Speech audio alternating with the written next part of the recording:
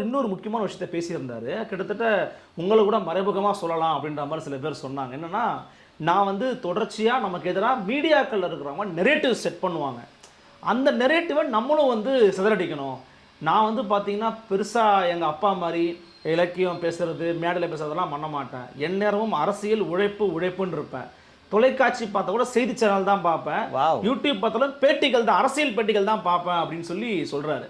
So narrative set பண்றத நம்ம எதிர்கொண்டு திருப்பி அடிக்கணும்னு சொல்றாரு. மீடியாக்கள் ஹெல்ப் பண்றதே கிடையாது. எப்ப பார்த்தாலும் திமுகவுக்கு எதிரான செய்திகளையே தான் மீடியாக்கள் என்னைக்கும் போட்டுக்கிட்டு இருந்திருக்கிறாங்க. ஸோ கழகத் தோழர்கள் அதையும் ஞாபகத்துல வச்சுக்கோங்கன்னு சொல்றாரு. எப்படி மீடியாக்கள் அணுகுறாருன்னு நினைக்கிறீங்க? நான் இது தொடர்ந்து சொல்லிக்கிட்டு இருக்கேன். எதை எழுதி குடுத்தாலும் படிப்பாருன்னு. நீங்களும் இந்த தொடர்ந்து ஊடகத்துறையில் இருப்பவர் தான்.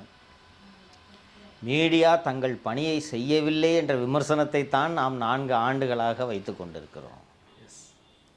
மனசாட்சியோட சொல்லுங்க, மீடியா இவர்களுக்கு எதிராகவா இருக்கிறது? ம்? ஒரு மீடியாவை சொல்லுங்க. ஒரே ஒரு மீடியாவை சொல்லுங்க. நம்ம மீடியா விட்டுருங்க. நம்ம 2 பேர் மீடியா விட்டுருங்க. ஒரு மீடியாவை சொல்லுங்க. உங்களுக்கு எதிராக இருக்கா? விட்டுருவாங்களா எதிராக இருந்தா? அப்படி இருக்கும்போது ஆளுங்கட்சியாக இருந்தாலும் சரி, எதிர்க்கட்சியாக இருந்தாலும் சரி, திமுகவுக்கு எதிராகத்தான் ஊடகங்கள் இருக்கின்றன என்று இவர் பேசுகிறாரே, இது பச்சை பொய்யா இல்லையா?